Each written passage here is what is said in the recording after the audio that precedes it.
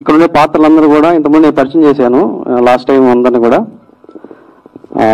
ఈ సినిమా ఎక్కడ స్టార్ట్ ఉందని జస్ట్ ఒక 1 minute చెప్తాను. నేను ఫస్ట్ మా పరిగి శ్రవంతి మల్లిక్ గారికి కథ చెప్పినప్పుడు అంటే యాక్చువల్గా 3 parts సినిమా ఇది. ఈరోజు టీజర్ చూశారు కదా, ఆ టీజర్ అనేది ఫస్ట్ పార్ట్ సంబంధించింది అంతా కూడా. సో కథ చెప్పినప్పుడు ఇది 3 parts కథ కదా, జస్ట్ మనం సినిమాలాగా దీన్ని ప్రొజెక్ట్ చేద్దాము, అంటే చాలా పెద్ద కథ, దీన్ని వెబ్ సిరీస్ లా కాకుండా ఒక సినిమాలాగా మనం చేద్దామని చెప్పేసి మేము అనుకోవడం జరిగింది. అలాగే మా నరేష్ గౌడ్ కూడా ఇది చాలా బాగుంది సార్, చాలా ఎగ్జైటింగ్గా ఉంది సినిమా. డెఫినెట్గా మనకు మంచి కమర్షియల్గా వర్కౌట్ అవుతుంది, మనం సినిమా లాగానే అంటే సినిమా ఫార్మేట్లో చేద్దామని చెప్పేసి మేము ముగ్గురు అనుకోవడం జరిగింది. అది ఒక 1 year ప్రాసెస్ అనమాట. ఈ స్క్రిప్ట్ అంతా చేయడానికి మేము ముగ్గురం కలిసి కూర్చొని ఆఫీస్లో చాలా రోజులు వర్క్ చేస్తాం దీని మీద. ఎందుకంటే ప్రతి క్యారెక్టర్ కూడా చాలా ఐడెంటిఫికేషన్ ఉంటుంది ఇందులో.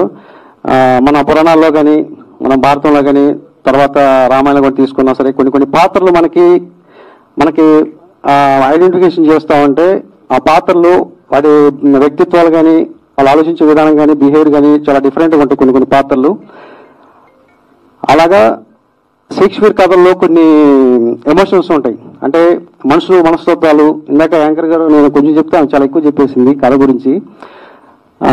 మనుషుల యొక్క వ్యక్తిత్వం వాళ్ళు మనకి కనిపించారు, అంటే ప్రతి వ్యక్తిలో కూడా ఒక 2 వ్యక్తులు ఉంటారన్నమాట. ప్రతి మనిషిలో కూడా మనకు కనిపించే మనిషి ఒకరు ఉంటారు, కనపడని మనిషి ఒకరు ఉంటారు.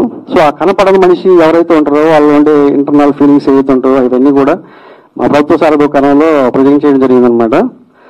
సో మనుషుల యొక్క వ్యక్తిత్వాలు వాళ్ళ జీవితాలు ఒక విలేజ్లోకి వెళ్తే ఆ విలేజ్లో ఉండే కొన్ని పాత్రలు వాళ్ళు మాట్లాడే విధానం కానివ్వండి, వాళ్ళ యొక్క ఆలోచన విధానం కానివ్వండి, అవన్నీ కూడా చాలా కంటే క్రూరంగా ఉంటాయి, కొన్ని మనకి చాలా జుగుస్పకరంగా ఉంటాయి అనమాట. అందుకే జంతువులు లాంటి మనుషులు కాదని చెప్పేసి పేరు పెట్టడం జరిగింది.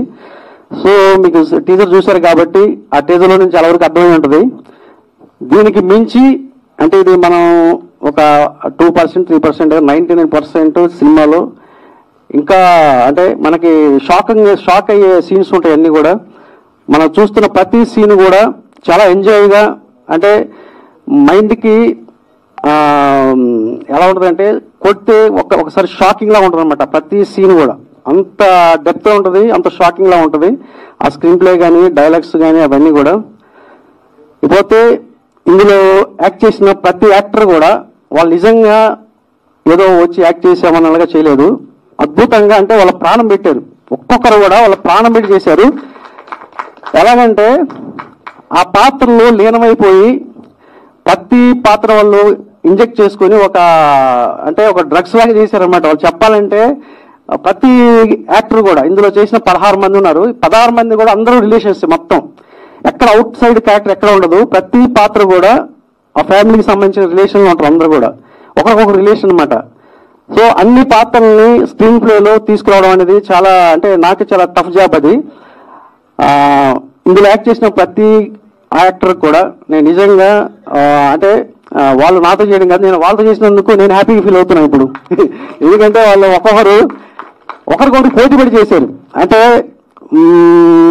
ఏదో వచ్చి చేసామని కాకుండా ఆ పాత్రలోకి లీనమైపోయి అర్థం చేసుకొని ఒక అద్భుతమైన పెర్ఫార్మెన్స్ ఇచ్చారు. నిజంగా వాళ్ళకి నేను థ్యాంక్స్ చెప్తున్నాను ఈ సభాముఖంగా, ఎందుకంటే అందరూ వచ్చారు కాబట్టి, ఒక అమ్మాయి రాలేదు ఇంకా. ప్రతి ఒక్కరికి కూడా నిజంగా నా హృదయపూర్వకంగా నేను వాళ్ళకి థ్యాంక్స్ చెప్తున్నాను. ఎందుకంటే ఇలాంటి వాళ్ళు నాకైతే మాత్రం ఫస్ట్ టైం జరగకుండా, నేను ఫస్ట్ సినిమా చేశాను, తర్వాత కమలతనాపురాయణ సినిమా చేశాను, 1940 కమలతనాపురాయణ, లబ్జా సినిమా చేశాను, తర్వాత టెక్నికల్ చేశాను. ఆ తర్వాత నాకు బాగా దొరికిన యాక్టర్స్ వీళ్ళే అనమాట. వీళ్ళంతా ఆనిముచ్చారు నిజంగా చెప్పాలంటే. నాకు ఎక్కడో మొత్తం అందరూ కూడా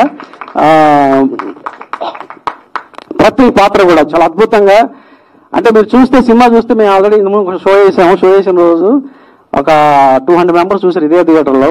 ఒక 175 members అందరూ కూడా అసలు కుర్చీ నుంచి లేచి అంటే ఎడ్జ్లో చూసారనమాట. కుర్చీకి అలాగా ఆనుకొని అసలు ఏం జరుగుతుంది నెక్స్ట్ అని ఇలాగే చూసారనమాట. అంటే అంత లీనమైపోయి చేస్తేనే అవతల ఆడియన్స్